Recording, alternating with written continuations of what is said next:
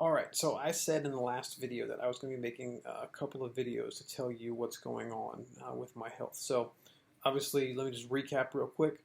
I developed a fistula back in October, basically a second butthole. It sucks. And through that, it got infected, and I had to go on antibiotics in October. My mom had to come stay with me for 2 weeks. Then everything seemed like it was fine. Christmas time, it got worse. It spread. It got even bigger. Antibiotics, Percocet, prednisone, the whole 9 yards, and it was just a mess. And since Christmas time, it has slowly gotten a little bit better, and then just recently, things got worse again. I dropped down to 137 pounds. I wasn't absorbing any food. I was in a lot of pain, and things just basically kept getting worse. And so I talked to my health coach, Dane Johnson, who's fantastic, and he said, it's time to bring in the big guns. And so I am in Orlando right now at the Institute for Hormonal Balance. There's a lady there whose name is Becky, and she is phenomenal at basically bringing people back from the brink of death. And I said, well, I don't think I'm dying, but I don't feel good, so let's go do whatever she can do to try to help me out. And today's my first day. I literally just got all hooked up. You can see the IVs. I just got things hooked up. I just had my initial interview with Becky. And man, I am super excited. Just recently, I started feeling a little bit better after Dane changed up my diet. We found that I wasn't really absorbing any foods, so we kind of cut back on a lot of the fats. But fat is what you need to grow and get healthy and stuff. So let me just kind of tell you what all we're doing here. First of all, we're testing a ton of stuff. She wants to get baseline information on what my body is doing, what it's responding to, what it's missing, what it needs. So here's what we're doing. First test we're doing is a micronutrient test. This is basically to see minerals, vitamins, all kinds of stuff that my body has. Am I deficient in glutamine or in zinc or glutathione or something like that? What am I maybe more abundant in? Do I have enough vitamin D or whatever? Then we're doing a bunch of food sensitivity tests, and not just your general, you have a reaction to wheat or to dairy or whatever, but we're specifically looking at 5 key foods. Wheat is the first one, lectins, dairy, nuts, and eggs. Those are some 5 key issues, along with just a general panel. But on those 5 key things, apparently there are certain peptides and different issues where you can get a general test that says, nope, everything's fine. But when you dig into the specific issues, you can see that you do have a longer-term inflammatory response that doesn't give you an immediate reaction, is the way that she described it. I haven't done all the research, so I don't know exactly what's going on. But basically, it's the most thorough test that can be done to look at any type of sensitivity to those foods. Obviously, with a GI issue, food can seriously cause some problems there. Next thing is a bone density scan. If you're a friend of mine personally, you know that I've broken 16 bones in my life, and she was kind of concerned about that. And she said, I want to see how dense your bones are because that can mean other things like calcium absorption, things like that. We're also going to test my testosterone levels. Apparently, I'm not manly enough. This beard isn't thick enough, so we're gonna see how much of that man hormone I got in me. I know it's going to be low because just for various reasons, I believe my testosterone levels are quite low, and if that's not working correctly, healing in all kinds of different responses can be delayed. So see what's going on there. Next is my vitamin D. I have recently been taking anywhere from 50,000 to 100,000 IUs of vitamin D a day, and my vitamin D levels were still low, so we want to get a full broad scope on what my vitamin D levels are. Next is my iron absorption. I am anemic. I have been for the last couple of years, and I have done various things. I even had blood transfusions, but I'm eating a ton of red meat, and when I told her about my diet, she said, you should be getting plenty of iron. There's no reason why you should be anemic because I'm not bleeding. So if I'm not bleeding and I'm still anemic, but I'm eating tons of iron and stuff like that, I'm probably not absorbing it. So we're going to test my iron absorption there. We're also going to do a urine analysis. I had to pee in a little cup. Got to aim really good and not miss. Kind of makes a mess.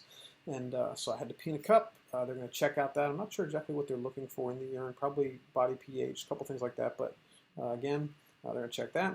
A full stool analysis, so a GI map test. Basically, they're looking at all the different fungus, yeast, bacteria, everything in my gut. So a sample of what probiotics do I need, what maybe pathogens do I have that need to be killed off.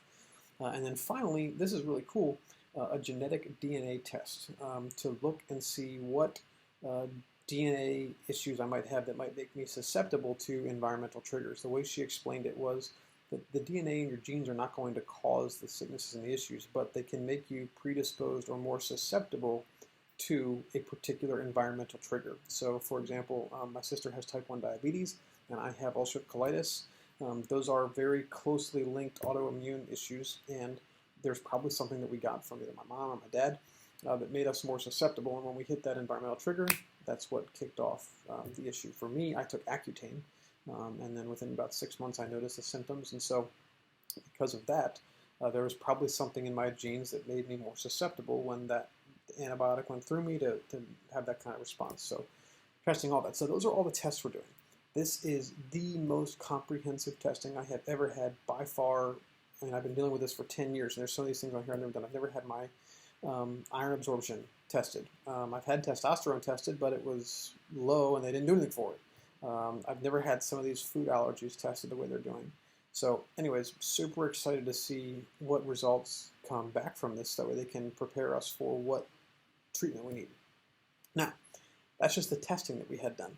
Right now, the IVs that I'm connected to are lipids, amino acids, and dextrose, sugar. So I'm getting fats, proteins, and carbohydrates in their most broken down form right now going into my body. And that's going to take about 4 hours for this to go through.